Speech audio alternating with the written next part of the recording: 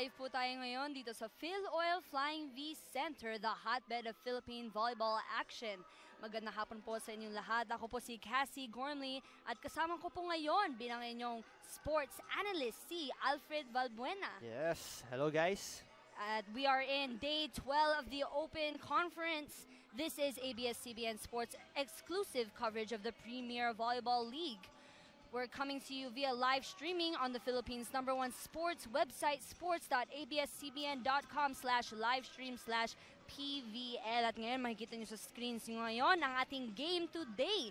It is the Water Defenders versus the Lady Falcons. But before we get to today's action, we have for you the breakdown of the past games of these teams. We have the Water Defenders losing back-to-back games in 5 sets. Last game against the Perlas Spikers. That will put them in the 5th rankings on the PVL Open Conference's tally scores. Right now we have Alfred going to bring to you that game. Let's talk more about the game against the Perlas Spikers.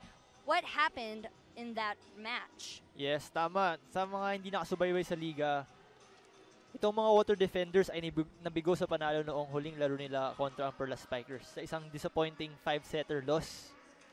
Kasi up na ang mga Water Defenders kasi ng 2 sets at isang set na lang kailangan nilang panalunin upang manalo yung sa laban na yon. Kaso hindi nila ito nasungkit at natalo sila ng 5th set. Yan ang masaklap. Yun talaga masaklap sa isang volleyball team. Siyempre, kailangan ngayon ng Water Defenders manalo in order for them na makapantay ang mga Perlas Spikers with a record of 3-3. Oh, pero makita mo din sa screens nyo ngayon, sa blockings, lamang na lamang ang ating Water Defenders, doubling the blocks ng ating Perlas Spikers. Pero yun nga, sabi nga mo, Alfred, na they came up short sa dulo. Yes, kasi 2 of the former UP standout na former UP Maroons na si Cathy Bersol at si Nicole Chamzon, sila ang nag-dominate ng last game for the Perlas Spikers, who each scored 24 and 20, total of 44 points for the team. Sa Water Defenders naman, si Gretchen Soltones ang nag-step up na with 20 points. Yes, pero kulang pa rin eh.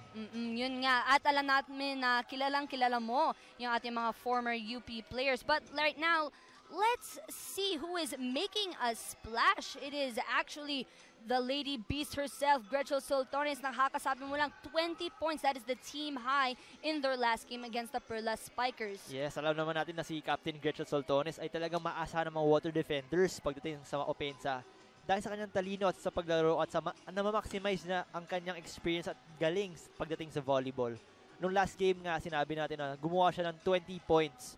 17 points coming off spikes, 2 from blocks and an ace. Yung well-known service na, di ba? Yung jump serve niya. Talagang kilala si Gretchen doon.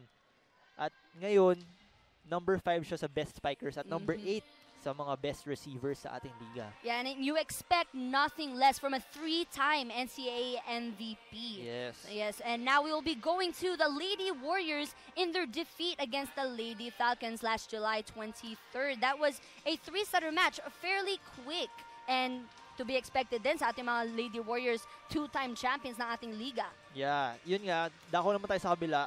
Natalo din ang mga Lady Falcons kontra ang mas experiensadong at defending champions ng mga Lady Warriors in straight sets. Kita naman natin na dikit lang ang score ng first set, kaso siguro mga bata pa, konti sa experience. Kaya nung pagdating second and third set, lumayo na. At angat na angat ang mga Lady Warriors sa mga scoring skills against the Lady Falcons. Si Bagyong Pablo ay humagupit nung laban nila na tumala ng 17 big points. At sumunod si Kai Nepomuceno with 14. Pero sa Lady Falcons naman, si Gemma Galanza lang ang nag-iisang player nila na nagka-double figures with 11 points.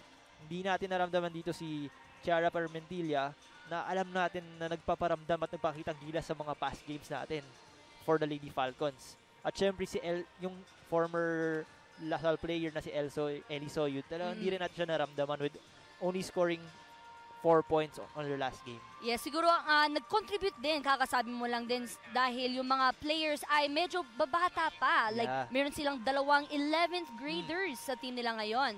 Pero hindi lang si Gemma Galanza at yung mga ibang high flyers sa ating team yung nag-contribute sa game. Pero yung ating stand out dito sa Adamson Lady Falcons is, of course, Lian Perez. And Yes. tell us why that is, Alfred. Yeah.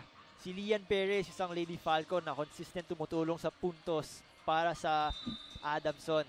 At siya ay talagang maaasahan nila pagdating sa blocking, sa pagpuntos. At alam mo siya ay matatawag natin small but terrible kasi for her position, it's stereotypical na matangkad dapat yung mga middle blocker. Pero tignan mo siya, halos kasing tangkad lang yung mga open spikers nila, or matangkad pa ata yung open spikers. Pero hindi talaga hindi siya lumalayo sa ibang mga middle blockers. Talaga nakikipagsabayan siya hanggang dulo sa net defense. Kaya never underestimate a person by their physique. Yes, that's another thing that I've noticed about Philippine volleyball na hindi mo talaga kayang i-gauge ang isang player based on their height. Like, madami mga players na hindi katangkaran, pero talagang nag-e-excel sa sport na ito. Yeah, kung talagang mahal mo yung sport, talagang gagawin mo lahat para mag-excel. Yes, you will put in work dahil you have to compensate para sa yung wala ka. But right now, let us go out to our tweets. Please tweet us at ABS-CBN Sports and use the hashtag PVL on ABS-CBN for your thoughts and comments on the match. Also, check us out for exclusive photos on Instagram at ABS-CBN_sports. And keep up to date on all things Premier Volleyball League, including news, features, interviews, and schedules on the Philippines' #1 sports website, sports.abscbn.com. And please like and share and follow us on our Facebook page at Premier Volleyball League. All right, Alfred, we will get back to you and all of our viewers before the game starts. So stick around for more action only here on ABS-CBN SNA. And we are back to our PVL games this afternoon. Thank you so much for tuning in to our live stream. As our referees are now going on to the courts to begin today's game, we have with you again, it is Cassie Gormley as your facilitator for today's game. And kasama ko ngayon si Alfred Valbuena. So, Alfred, what are you expecting for today's match? Well, I'm expecting it will be a close match for both teams, for both of our teams. Kasi alam natin yung Adamson, syempre, hindi sila magpapatalo. Gusto nilang may pakita sa mga ibang teams na they can win and they can show their talents to everyone. Pero you don't think na magiging disadvantage sa ating mga Adamson Lady Falcons yung pagiging seasoned players ng ating kabilang side? Well, yeah, kasi mas known players naman yung nasa water defenders like si Gretchen Saltones nga and si Urdas and si Nabor. Well-known players sila for their respective school. Like, yun, talagang si Gretchen Saltones nga, di ba? She's a 3-time MVP. So, talagang mas malaking experience ang mabibigay or mas malaking madadala ng water defenders sa larong ito kaysa sa mga Lady Falcons. Alright, and right now we are calling on our first 6 for the water defenders. The captain is now on the court. Nabor, the setter, also coming in is Gretchen Saltones, the powerful hitter, also known as the Lady Beast. Sunod sa kanya si Urdas bilang kanilang utility malabanan. The other open hitter on the court, si Menjola and Sato for the middle, while their libero, si Pantone, will be coming in later on in the game. And yes, for the Lady Falcons, we have Soyud for utility, Joaquin for a middle blocker, Galanza for outside hitter, Permentilla opposite Jeff Magalanza, an outside hitter also, and Perez also middle blocker, and Romero for as a setter. Yes, at makita talaga natin sa water defenders na Coach Roger, like, very common practice na he has a very close-knit group of girls na 8 to 10 players lang, almost always. And it's a very solid roster. Kasi napapansin ko, kahit nung UAAP days ni Coach Roger sa NU, ilang players lang ata meron siya nun sa roster niya, 11 players lang. Maybe he really chooses wisely on their players. He really likes to maximize the potential of their players. Yes, his players, no? Minsan kasi, masabi lang makompleto yung lineup mo, di ba? So, sayang naman yung playing year ng bata, if ever. So, gusto siguro ni Coach Roger na i-maximize niya yung potential ng bata para papasok lang niya kung makita niyang nag-excel na siya or time na niya magpasikat for their school. Yes, and it looks like it is working for him. They are solidly moving through the rankings of the PVL League. They are right now ranked number 5, and hopefully they will be winning this match. But it looks like the Adams and Lady Falcons are looking for a much-needed win also to move them up ahead of the UP Fighting Maroons. And right now serving it up, Antone on the receive. Nabor sets it to Sato, and first point will go to the Lady Falcons. Yes, pag-usapan natin yung Water Defenders, di ba syempre, 5th sila ngayon na last conference, sila yung first runner-up natin. Yun nga. So, ang laking bagsak para sa kanila. Parang wala naman masyadong nagbago sa roster nila. Pero yun nga lang, nawala yung mga imports. Syempre, alam natin yung mga imports talaga malalakas. So, ngayon, mga all-Filipino na, siguro nag-iba yung rotation nila, nag-iba sila ng line-up. Kaya siguro nagbabago rin yung gameplay nila. Yes, I think the back-to-back losses definitely affected them. Yeah. Pero tingnan natin kung sila ibabawi sa game na ito or they will fall farther into the pit. Must-win game to kasi for them kung gusto pa nilang pumasok sa Final Four. Yes, the score right now is 2-1. Adamson's serving. The board sets it to Malabanan, and they get a point, tying the game up at 2-all.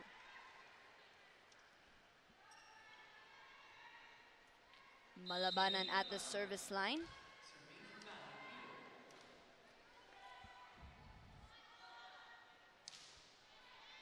Hard serve to Galanza. Permentillo gets blocked at the net, but they keep it alive.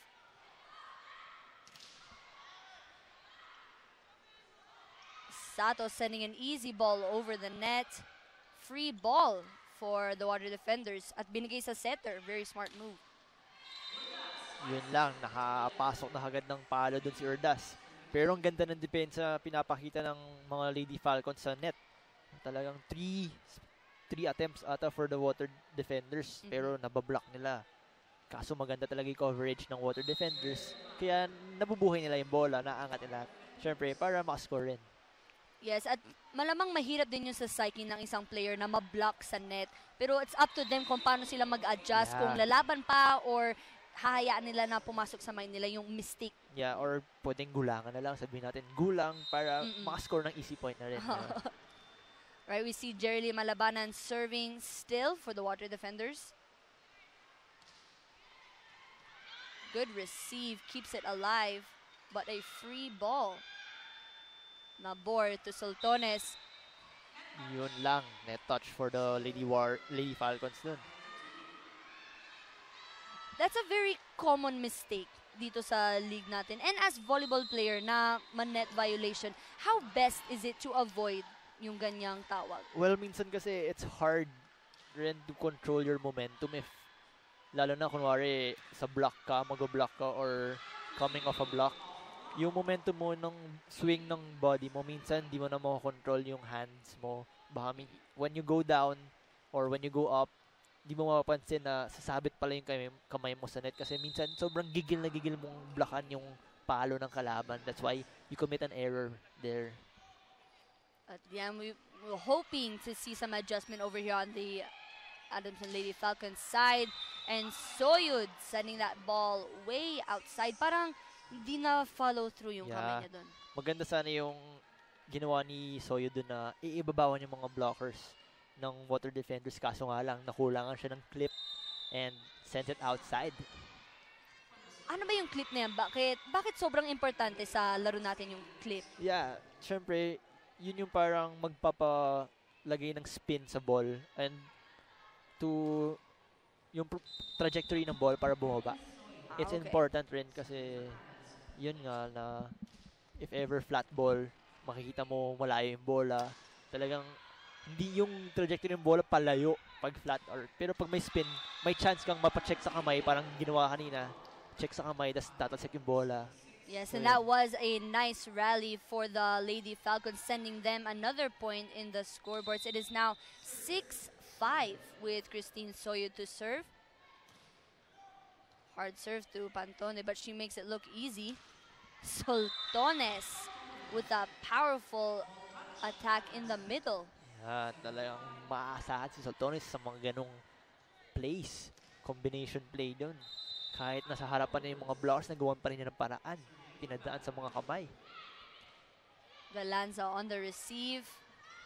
Perez with a kill.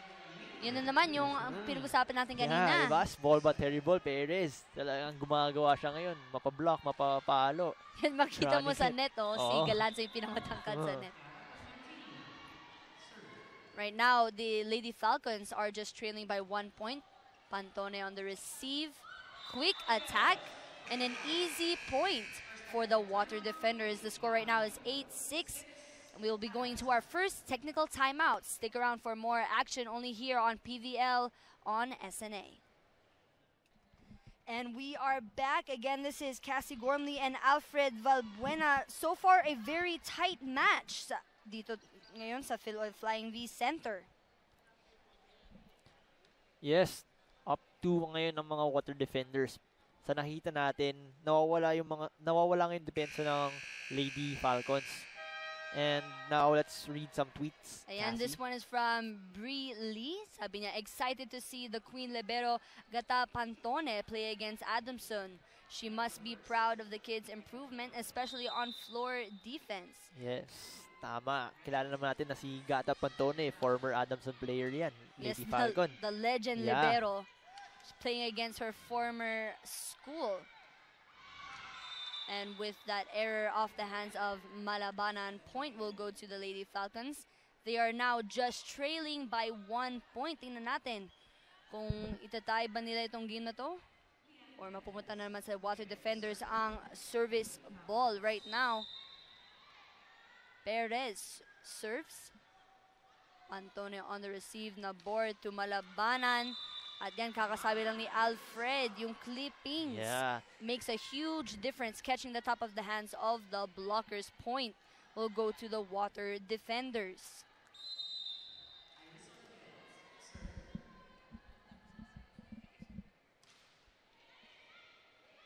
Galanza receives it.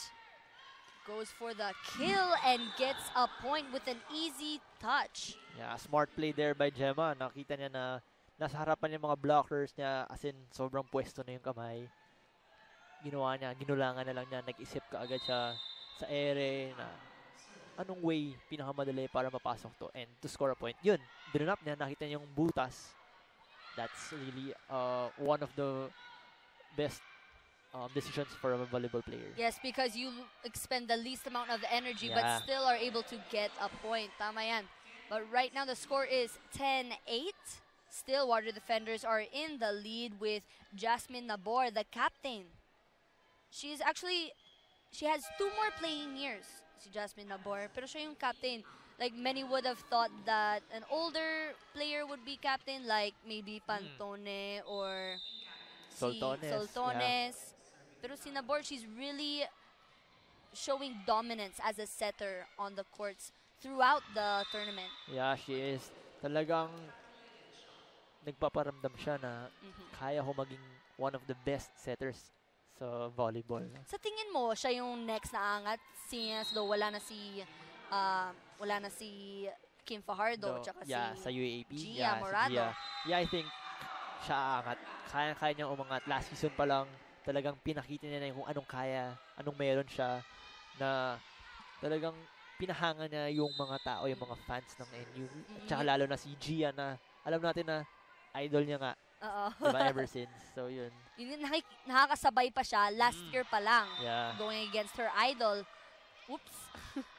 Ball almost hitting our table. But still, let's see what Jasmine Nabor has in store for us this season in the UAP. That will be next year pa. Tagal. But right now, going back to the game, the Lady Falcons are in the lead by 1 point. Malabanan with a soft touch to the middle. Vermentilla with a cross-court attack. Now it's Soltones blocked at the net. Malabanan powers through the block. Ordaz off the shoulder. Sato again blocked at the net. Grabe, long rally. Tsaka ang ganda ng depensa sa block sa net talaga ng Lady Falcons. As in, hindi man ma-block, pero na-check nila yung bola or nadidepensa nila sa floor. Basang-basa nila yung mga plays ng water defenders. Never giving up on every play, no? Yun nga, and that is greatly attributed din sa ating middle blocker na si Cruz. Yeah. She's actually only in grade 11. Yeah, tsaka off the bench lang siya. She played for the Philippine team for the juniors division back in Singapore a couple weeks ago, and now is here to play for and with her teammates, the Lady Falcons. And grabe yung kinocontribute niya sa court natin ngayon. She missed how many games? 2 games? Yeah, she missed 2 games, and this will be her third game. Yeah, okay. And right now, the Water Defenders taking the lead back. It is now 12-11. With some help from the net, Malabanan keeps it alive. Galanza with a nice short ball to the other side, giving them a free ball. Wow, bumawi si Soyun. Grabe. Ang ganda ng play na Adamson doon. Nalito yung mga blars ng water defenders. Hindi nila inaasahan na may back quick doon tsaka may running. Talagang nalito yung double combination. Hindi alam kung saan bibigay binigay sa fast play. Ayun, hindi nabantayan. I think that is the great advantage of getting a free ball. Yeah, really the best advantage rin. Kasi yung setter, she can set up whatever play she wants. And easiest way na rin na makascore, depending rin siguro sa play or execution ng Spikers. At yun nga, Kaulet talaga, she's taking advantage of those free balls. But Water Defenders again coming back. It is 13-12. With Risa Sato, the Filipino-Japanese player from NU. Galanza with an easy dig. Gauleg gives it to Permentilla. Soltones. Grabe yung power. Powerful spike, yeah. That's why she's called the Lady Beast. Parang lahat ng mga almost all of her hits na puro power, no? Talagang bawat palo niya, binibigyan niya yung lahat niya. Kasi wala ng excuses. Kasi every point counts, di ba? Exactly. But, yun nga, ikaw, Alfred, sa mga situation na ganun, yung kakascore mo lang, tapos may error from the team, what do you feel as the person who got the former score? Well, parang nanghinayang ka ba? Well, manghihinayang ng konti, pero wala eh. Team kayo naglalaro, talagang hindi mo maiiwasan na magkamali yung teammates mo, hindi naman kayo perfect na talagang as in lahat ng executions nyo, mapablock, mapadig, mapaserve, mapapalo na perfect magagawa. So, accept na lang na bawi, kausapin mo siya na bawi na lang, and pakita mo na bumabawi ka talaga. Yun lang yun. Yun siguro yung trust na dapat meron ka sa teammate mo na babawi talaga siya. But right now, back to the game. A long rally again. Wow, what a touch from Gretchen Sotones, but an incredible receive from the Lady Falcons. Pancake yun, no? Another soft touch from Soltones. Galanza powering from the back.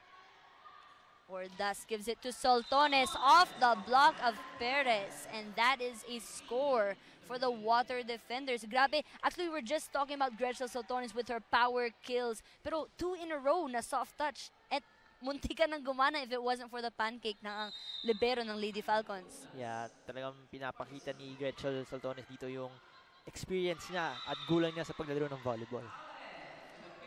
But Kaule getting that point after a misreceive, masyadong mataas. Yeah. Overnet.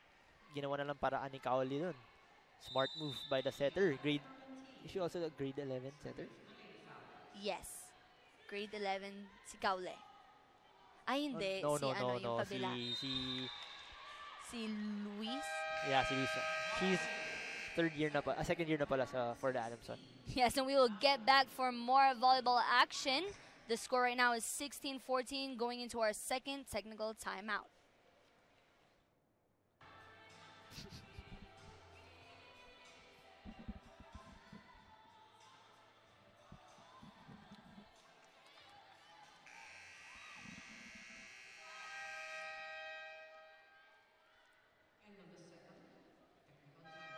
And we are back. Thank you for tuning in to our live stream here on PVL. We are in set number 1. I am your facilitator for today's game, Cassie Gormley, and with me, Alfred Valbuena. But before we get back to the game, let us look at some tweets from Coach Mavs. He says, "We got this. Water Defenders go for our 3rd win. Live stream while having my unleaf fruits because this bad virus hits me." Talagang madaming magkakasakit ngayon dahil sa weather natin. Nag-iba ulit. Ngayon, may bagyo tayo sa Philippines. Yes, na sa Luzon. Siyempre, kailangan mag-ingat lahat ng tao and keep safe. Yes, mag-ingat po kayong lahat and thank you for tuning in to our live stream. Before getting back to the game, we have some stats coming to you from Alfred. Yes, pag-usapan natin mga stats natin for the first set for both teams. For the Water Defenders, they already have 11 attack points and a block and 5 unforced errors. For the Lady Falcons naman, they have 8 attack points, 1 block, and only 4 unforced errors. Pero kita natin, mas madami yung unforced errors ng Water Defenders. Pero sa atake naman sila bumabawi. And dikit nga ang labanan natin. Finorsi mo kanina. Sabi mo maging madikit ang laban natin dito ngayon. And right now, you see on your screens the attack points, 11 for the Water Defenders and 8 for the Lady Falcons. But the Adamson crew is gaining ground. They are now only trailing by 1 point. And we have Perez to serve. Soltones gives it to Nabor, and a quick attack gives them an easy point on the board. Alfred, as a volleyball player, what is the easiest way to get points? Is it from usually the open hitter, the UT, or most likely the middle attacker? Well, it depends kasi on every play for a setter. But for me, easiest way to score a point is coming from the middle spiker. Kasi it's the fastest play. And minsan sila lang yung may isang blocker in front of them. So, mas madaming options, mas madaming angles na pwede pang paluan. And ang laki ng wide angle na pwede nang paglagyan ng bola. And syempre, yun nga, kaya nga tinatawag na quick minsan, it's the fastest. Yes, and I think Nabor really utilizes that to her advantage. Like, madalas, nagsaset siya talaga sa gitna. Right now, you see her serving on your screens. What a serve. Almost an ace. Soyud off the block ng kalaban.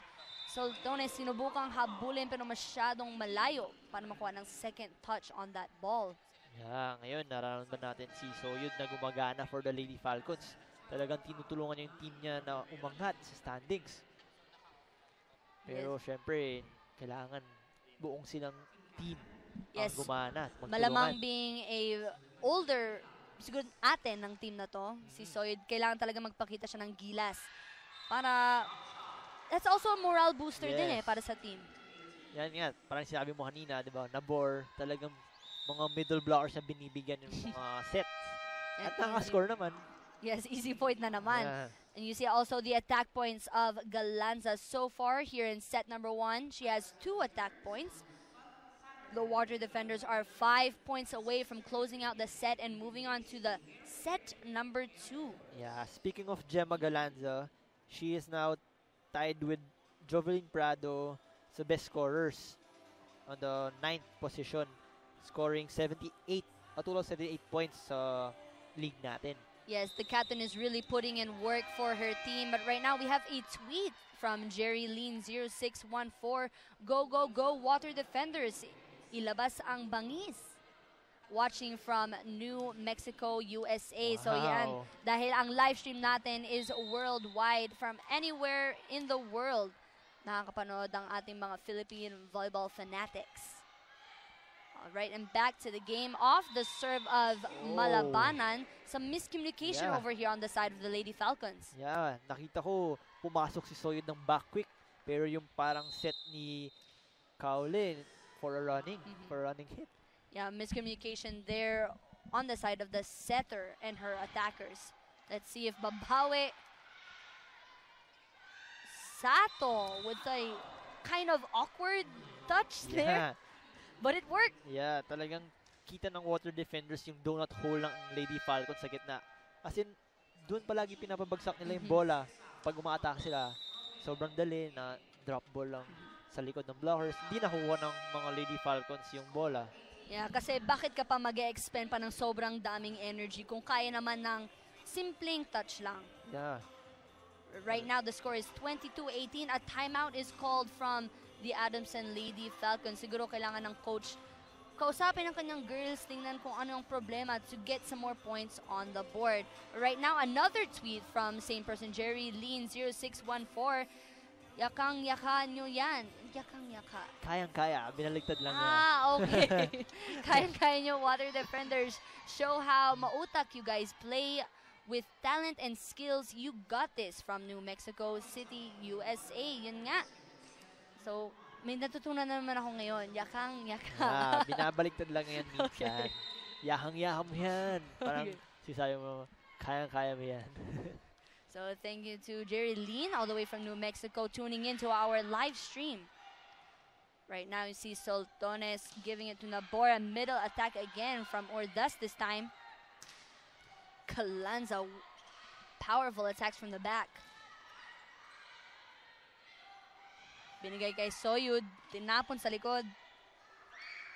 Si Ordaz na naman off the block ni Permentilla. Pero believe ako ngayon sa mga Lady Falcons.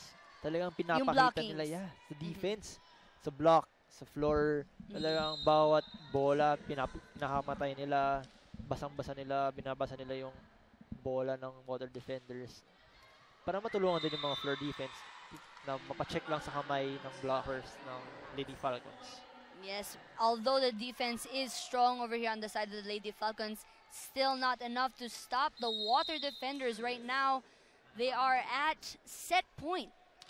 Simbalabanan to the libero of the Lady Falcons. Permentilla blocked at the net, and that is it. Set number 1 is over with a final score of 25-18. We will get back to you for set number 2 after this short break.